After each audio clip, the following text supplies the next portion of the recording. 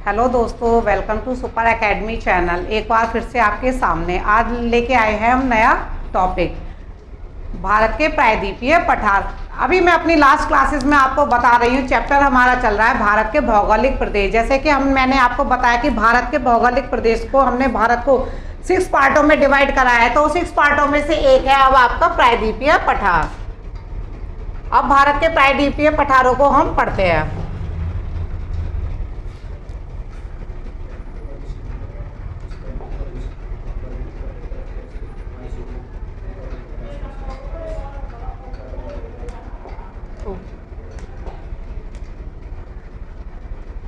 भारत के प्रायद्वीपीय पठार। अब देखते हैं प्रायद्वीपीय पठार। अभी पहले आपको ये पता होना चाहिए कि प्रायद्वीपीय पठार होता क्या है। प्रायद्वीपीय वह भाग होता है जो तीनों ओर से पानी से घिरा हुआ होता है। क्या होता है? तीनों ओर से पानी से घिरा हुआ होता है। जो तीनों ओर से पानी से घिरा हुआ होता है उस पार्ट को हम प्रायद्वीपीय कहते हैं। क्या कहते हैं? पेनिनसुला कहते हैं। ठीक है। अब इसमें हम प्रायद्वीपीय है, अब ये मैंने आपको प्रायद्वीपीय तट बताए थे, जिन पहले लास्ट क्लास में मैंने आपको बताया था प्रायद्वीपीय तट। प्रायद्वीपीय तट क्या होते हैं, उन्हें हमने 2 भागों में डिवाइड करा था, पश्चिमी तट और पूर्वी तट। अब आता है नेक्स्ट पठार। क्या आता है? नेक्स्ट पठार। अब इधर देखिए, पहले हम पहचान करते हैं कि प्रायद्वीपीय पठार को हम कैसे पहचान करते हैं। आकार में लगभग त्रिभुजाकार होगा। कैसा होगा? आकार में लगभग त्रिभुजाकार होगा। तो देखिए यहाँ पे ट्रायंगल शेप में ये आकार में है। नेक्स्ट है आपका चोटी, कन्याकुमारी में है। चोटी कहाँ पर है? तो चोटी आपकी कन्याकुमारी में है। कहाँ है? यहाँ पे कन्याकुमारी है। क्या है? यहाँ पे कन्याकुमारी है। उत्तर में दिल्ली, कटक। तो दिल्ली कहाँ? उत्तर में आप यहाँ पे दिल्ली है। क्या है? यहाँ पे दिल्ली है। लीजिए मैं लिख देती हूँ।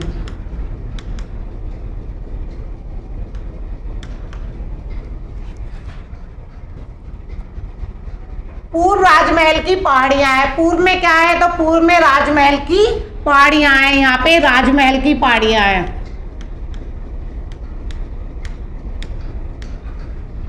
पूर्व में राजमहल की पहाड़ियां हैं। पश्चिम में गिर श्रृंखला है। पश्चिम में क्या है? गिर श्रृंखला है। कहाँ पे? गुजरात में। कहाँ पे है? गुजरात में है गिर श्रृंखला।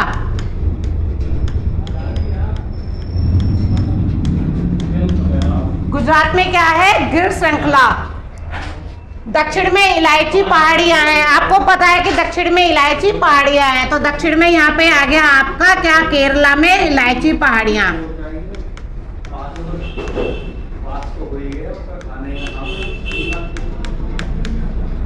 इलायची पहाड़ियां हैं।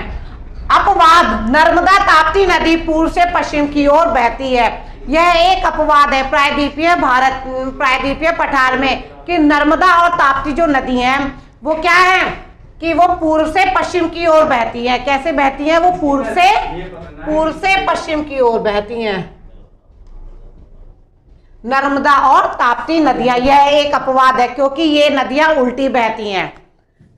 तो ये आपको समझ में आ गया, ड्रॉ से भी समझ में आ गया कि प्रायद्वीपीय पठार की क्या क्या विशेषता है। आप प्रायद्वीपीय पठार को कैसे पहचान करोगे।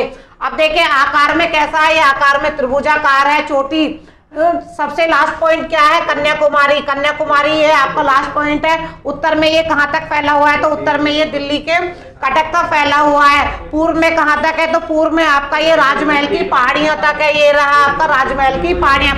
पश्चिम में कहाँ पे है? ये पश्चिम में है गिर श्रृंखला जो आपकी गुजरात में स्थित है। और दक्षिण में इलायची पहाड़ियां जो आपके केरल में स्थित है। अपवाद आपको मैंने बता दिया है कि अपवाद क्या है कि नर्मदा और ताप्ती दोनों नदियां ऐसी हैं जो उल्टी दिशा में बहती हैं। कैसे? ये पूर्व से पश्चिम की ओर बह रही हैं।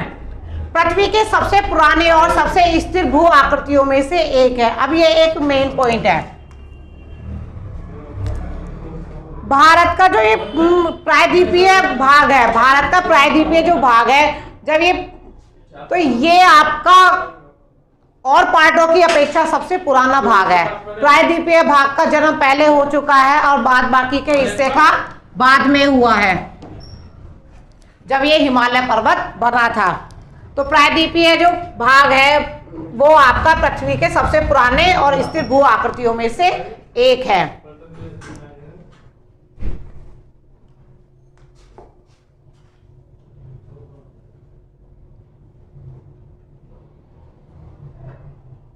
अब नेक्स्ट देखिए, प्रायद्वीपीय भारत अनेक पठारों से मिलकर बना है। कैसे?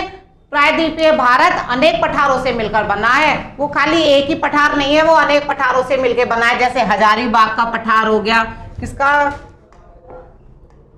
हजारीबाग का पठार हो गया, रांची का पठार हो गया, मालवा का पठार हो गया, कोयम्बटूर का पठार हो गया और कर्नाटक का पठार हो गया। ये सभी इन्हीं पठारों से मिलकर एक प्रायद्वीपीय भारत की संरचना हुई है। ठीक है, इतने सारे आपके पठार मिलके बने हैं जिससे प्रायद्वीपीय भारत बना है। कौन कौन से?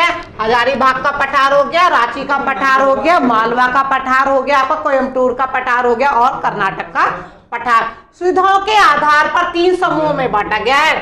सुविधाओं के आधार पर इसे, किसको? प्रायद्वीपीय पठार को सुविधाओं के आधार पर इसे 3 भागों में बांटा गया है। नंबर 1, केंद्रीय उच्च भूमि। क्या? केंद्रीय उच्च भूमि। अब केंद्र कहाँ होगा? तो बीच में। अब मैं यहाँ पे आपको एक ड्रॉ बना दे रही हूँ। इधर आप देखिए, एक मैं आपको फिर से ड्रॉ बना रही हूँ, इंडिया की ड्रॉ देखिए।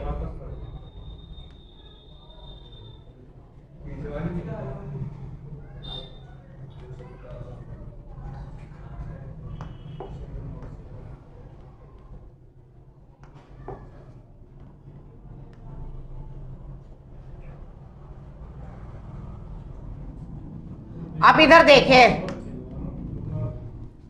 केंद्रीय उच्च भूमि नंबर 1 हम पढ़ रहे हैं, केंद्रीय उच्च भूमि। तो केंद्रीय उच्च भूमि क्या है? आपका ये रहा, जो सेंट्रल में है। कहाँ पे है? सेंट्रल में है। ये केंद्रीय उच्च भूमि है। प्रायद्वीपीय पठार का उत्तरी भाग है। प्रायद्वीपीय पठार का कौन सा भाग है? तो वो उत्तरी भाग है। कौन सा भाग है? उत्तरी भाग है। ये सेंट्रल, ये उच्च भूमि जो है आपकी, सेंट्रल हाईलैंड जो है, ये आपका क्या है? प्रायद्वीपीय पठार का उत्तरी भाग है। प्रायद्वीपीय पठार का उत्तरी भाग है। फिर आपको पता है कि उस पठार के ऊपर कौन सा मैदान स्टार्ट हो जाता है? तो पठार के ऊपर गंगा यमुना का मैदान स्टार्ट हो जाता है। फिर उससे ऊपर क्या है? आपकी हिमालय की श्रृंखलाएं स्टार्ट हो जाती हैं। तो अब यहाँ पे देखें, मध्य भारत पठार, केंद्रीय उच्च भूमि, सेंट्रल हाईलैंड्स भी कहा जाता है। इसे मध्य भारत पठार भी कहा जाता है। क्यों? क्योंकि ये बीच में, मिडिल में स्थित है। मारवाड़ के पूर्व या मेवाड़ उच्च भूमि, मारवाड़ के पूर्व या मेवाड़ की उच्च भूमि भी इसे कहा जाता है। स्थिति देखिए, इसमें नर्मदा नदी के उत्तर में है। इसकी स्थिति कहाँ पे है? नर्मदा नदी के उत्तर में है। तो कहने का मतलब ये है कि नर्मदा नदी यहाँ पे निकल के जा रही है। तो उत्तर में इसकी स्थिति कहाँ पे है? ये नर्मदा नदी के उत्तर में है। और पश्चिम में क्या है? अब यहाँ पे देखे, उत्तर में तो आपकी ये नर्मदा नदी होगी। नर्मदा नदी के उत्तर में किस पठार का, कौन सा पठार स्थित है? तो आपका ये मध्य भारत का पठार है या उच्च भूमि का पठार है। ठीक है, नर्मदा नदी के उत्तर में। और पश्चिम में क्या है? अरावली है। यहाँ पे क्या है? ये वाली रेंज कौन सी है? तो ये वाली रेंज है आपकी अरावली रेंज।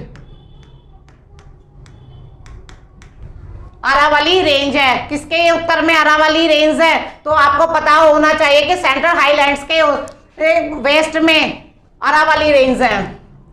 मारवाड़,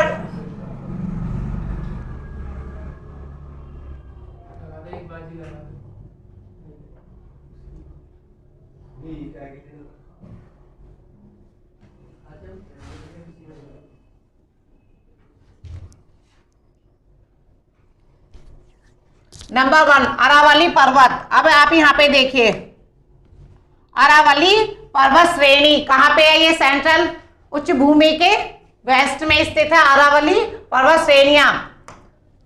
सबसे पुराना पर्वत श्रृंखलाओं में से एक है। हाँ जी, भारत में जितने भी पर्वत हैं उनमें सबसे पुराना कौन सा पर्वत है?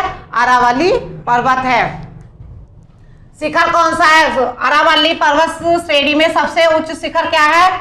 गुरु शिखर, माउंट आबू। ये कितना है? 1722 मीटर। कितनी है इसकी हाइट? 1722 मीटर। उदयपुर के पास जरगा और दिल्ली के पास दिल्ली श्रृंखला तक इसका विस्तृत है।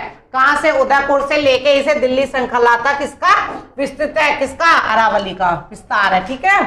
विंध्य पर्वत श्रेणियां कौन सी हैं? अब ये विंध्य पर्वत श्रेणियां, तो विंध्याचल पर्वत श्रेणियां उत्तर भारत को दक्षिण भारत से अलग करती हैं। अब ये एक पॉइंट बनता है आपका कि कौन सी पर्वत श्रेणियां उत्तर भारत को दक्षिण भारत से अलग करती हैं, तो आपको पता होना चाहिए कि वो विंध्य पर्वत श्रेणियां हैं जो उत्तर भारत को दक्षिण भारत से अलग करती हैं।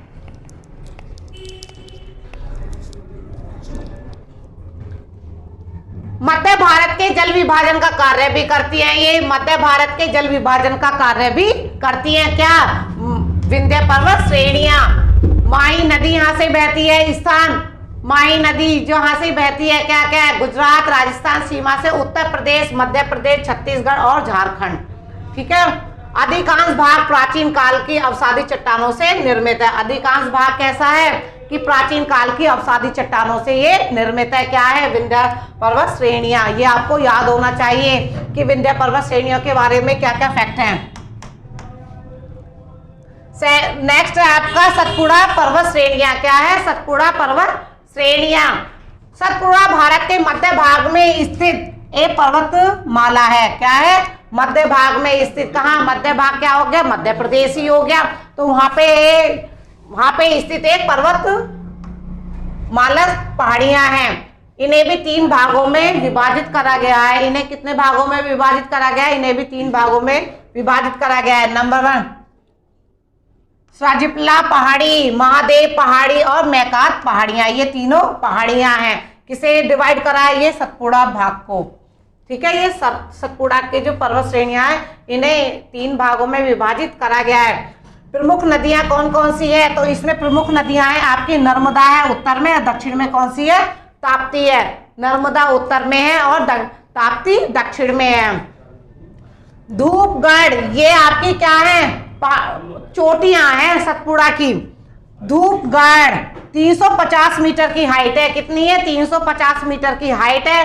पंचमढ़ी महादेव पहाड़ियों के पास स्थित है। पंचमढ़ी कहाँ पे है? तो महादेव पहाड़ियों के पास स्थित है। अमरकंटक 1127 मीटर की इनकी हाइट है। सबसे ऊंची चोटी है कौन सी है? अमरकंटक। सबसे ऊंची चोटी कौन सी है? मैकाल पहाड़ियां, नर्मदा और सोन उत्पत्ति। अब इधर देखिए अमरकंटक। अमरकंटक क्या है? सबसे उच्च चोटी है। सबसे ऊंची चोटी है किसकी? सतपुड़ा पहाड़ियों की सबसे ऊंची चोटी कौन सी है? अमरकंटक है। और अमरकंटक से कौन कौन सी नदियां प्रवाहित हो रही हैं? तो आपको पता होना चाहिए कि अमरकंटक की मैकाल पहाड़ियों से नर्मदा और सोन नदी का उद्गम हो रहा है। नेक्स्ट देखते हैं मालवा का पठार। क्या है आपका? नेक्स्ट है मालवा का पठार।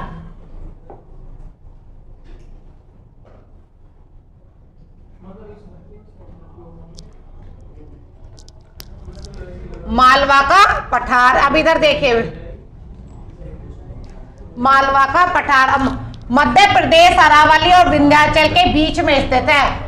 क्या है? मध्य प्रदेश और आपका अरावली और विंध्याचल के बीच में क्या स्थित है? तो वहां पे आपका मालवा का पठार स्थित है। किसका पठार स्थित है? मालवा का पठार स्थित है। काली मिट्टी व्यापक लावा प्रवाह से निर्मित है। जो काली मिट्टी है वो किससे निर्मित हुई है? वो व्यापक लावा प्रवाह से निर्मित है। अरावली श्रेणी पश्चिम में है। अरावली श्रेणी कहाँ पे है? तो अरावली श्रेणी पश्चिम में स्थित है। नर्मदा नदी कहाँ पे है? तो नर्मदा नदी दक्षिण सीमा बनाती है। नर्मदा नदी कहाँ पे है? तो नर्मदा नदी दक्षिण सीमा बनाती है। बुंदेलखंड पूर्व में है। कहाँ पे है? बुंदेलखंड पूर्व में है। बुंदेलखंड का जो पठार है वो इसके पूर्व में स्थित है। किसके?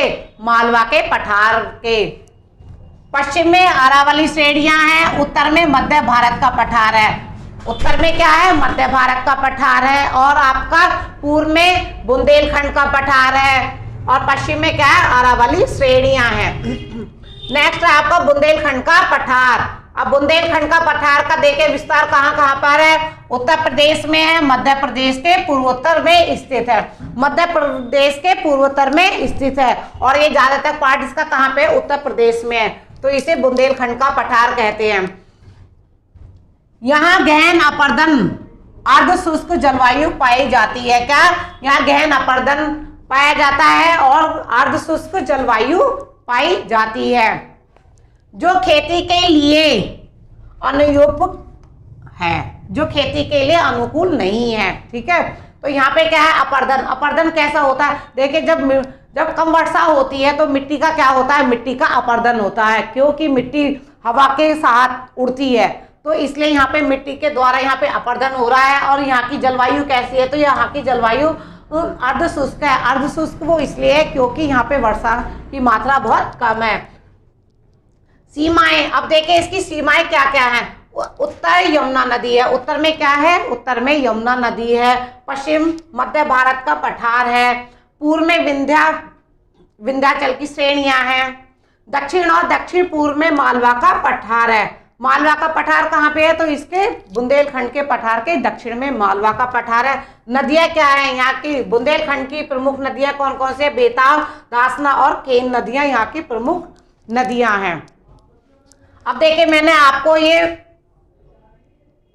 सेंट्रल उच्च भूमि पढ़ाई है। कौन सी पढ़ाया है? सेंट्रल उच्च भूमि के बारे में मैं आपको बता रही हूँ। अब एक और देख लीजिएगा, नेक्स्ट है इसमें आपका बघेल का पठार। किसका पठार है? ये बघेल का पठार है। अब ये देखिए इधर, मैकाल श्रेणी के उत्तर से पूर्व की ओर स्थित है। मैकाल श्रेणी के उत्तर से पूर्व की ओर इसका विस्तार है। यूपी, एमपी और छत्तीसगढ़ में है। किसमें है? यूपी, एमपी और छत्तीसगढ़ में। अब देखिए, बघेल का पठार और बुंदेलखंड का पठार, ये दोनों ही आपको किसमें देखने के लिए मिल जाएंगे? आपके ये हैं यूपी में। पश्चिम में चूना पत्थर, बलुआ पत्थर और पूर्व में ग्रेनाइट से बना है।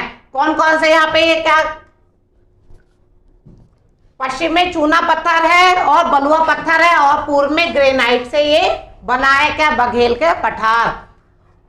उत्तर में सोन नदी से घिरा हुआ है। किससे घिरा हुआ है? ये सोन नदी से घिरा हुआ है। उत्तर में रिहन बांध और गोविंद बल्लभ पंत सागर जलाशय भारत की सबसे बड़ी मानव निर्मित झील है। सब भारत की सबसे बड़ी मानव निर्मित झील कौन सी है? तो आपको पता होना चाहिए कि गोविंद बल्लभ पंत सागर जलाशय जो है वो भारत की सबसे बड़ी मानव निर्मित झील है।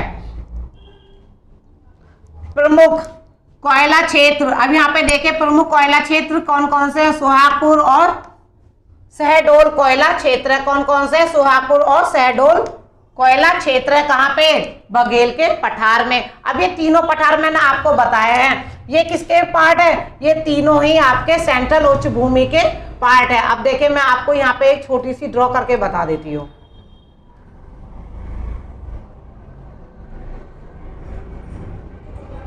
आप यहां देखिए,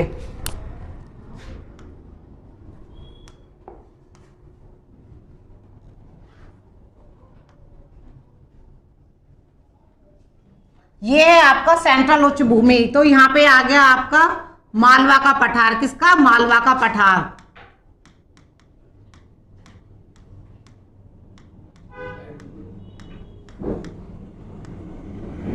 उसके बाद में है आपका ये मालवा के पठार के पूर्व में क्या है? आपका है ये बुंदेलखंड का पठार। किसका है? बुंदेलखंड का पठार।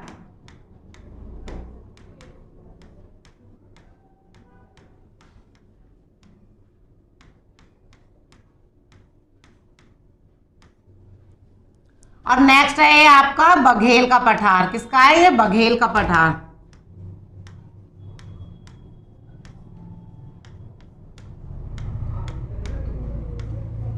बघेल का पठार। अब आपको पता है कि मालवा पठार के पश्चिम में क्या है? तो मालवा पठार के पश्चिम में अरावली श्रेणियां हैं। किसकी श्रेणियां हैं? अरावली की।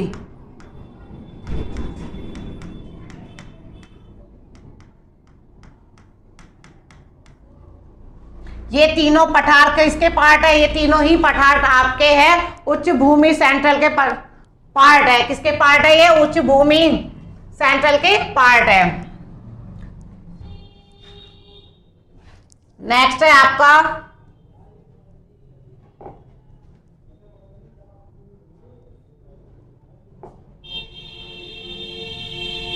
बघेल का पठार तक का हो गया। आपको ये तीनों पार्ट समझ में आ गए।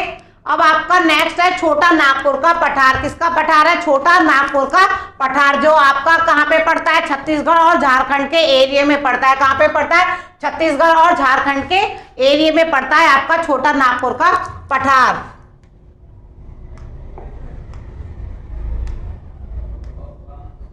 प्रायद्वीपीय पठार का उत्तर पूर्वी भाग में है। कहाँ पे? ये उत्तर पूर्वी भाग में है। अब इधर फिर से देख लीजिएगा, तो ये आपका छोटा नागपुर का पठार पड़ेगा यहाँ पे।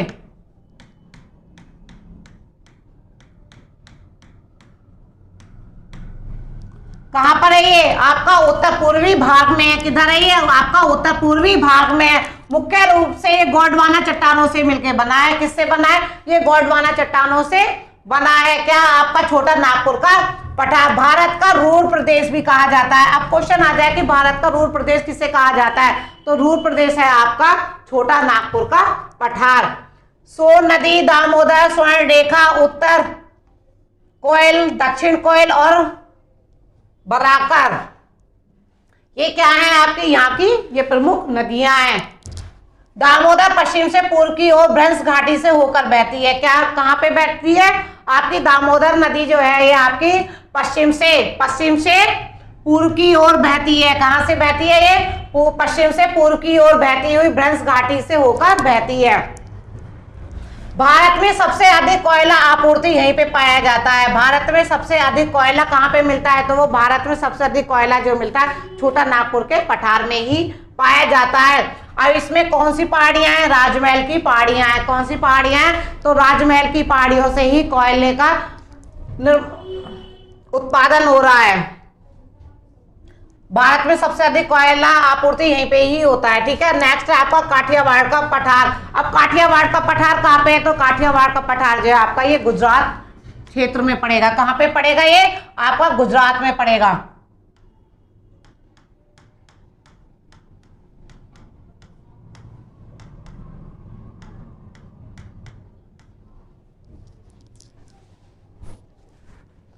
गुजरात के काठियावाड़ क्षेत्र में स्थित है। कहाँ पे स्थित है ये? गुजरात के काठियावाड़ क्षेत्र में ये स्थित है। इसमें कई नलिका जैसे ज्वालामुखी छिद्र हैं। इसमें कई नलिका क्या होती है? कोई छोटी सी पाइप टाइप की, समझ लीजिएगा। ठीक है, ज्वालामुखी छेद है जो कई पहाड़ी श्रेणियों को जन्म देती है, जो कई पहाड़ी श्रेणियों को जन्म देती है। अब इसमें ये इसका मतलब ये है कि पहाड़ी श्रेणियां हैं ये अलग अलग कटी हुई हैं, जिनके बीच में ये नलिकाओं का निर्माण हो रहा है। जैसे गिरनार की श्रेणी, ये इन्हें अलग कर रही हैं। गिरनार की श्रेणी, जूनागढ़ श्रेणी, पावागढ़ श्रेणी आदि। इसमें कौन कौन सी श्रेणियां प्रमुख है? काठियावाड़ पठार में गिरनार की श्रेणी, जूनागढ़ की श्रेणी और पावा श्रेणी आदि प्रमुख है। नाल सरोवर झील, कौन सी झील है ये? नाल सरोवर झील, जो एक पक्षी अभ्यारण्य है। कैसी है? अब आपसे पूछा जाए कि काठियावाड़ पठार में पक्षी अभ्यारण्य कौन सा हिस्सा है, तो आपको पता है कि नाल सरोवर झील जो है वो काठियावाड़ पठार में पक्षी अभ्यारण्य है, जो पूर्वोत्तर सीमा में है। कौन किधर है ये? पूर्वोत्तर सीमा में है। उत्तर लघु रण है। किसका है? जो कच्छ का रण है उसे लघु रण कहा गया है। ठीक है, ज्वालामुखी पहाड़ियां। अब यहाँ पे देखिए ज्वालामुखी पहाड़ियां कौन कौन सी है? मांडव पहाड़ियां और बदला पहाड़ियां। उच्चतम बिंदु कौन सा है? तो उच्चतम बिंदु है गाउट गिरनार। कौन सा है? गाउट गिरनार। कहाँ पे? ये काठियावाड़ पठार में। कौन सा उच्चतम बिंदु है? तो आपको पता होना चाहिए कि काठियावाड़ पठार में गाउट गिरनार सबसे उच्चतम बिंदु है। इस क्लास को हम यहीं पे समाप्त करते हैं। नेक्स्ट टॉपिक हम नेक्स्ट क्लास में लेके आएंगे।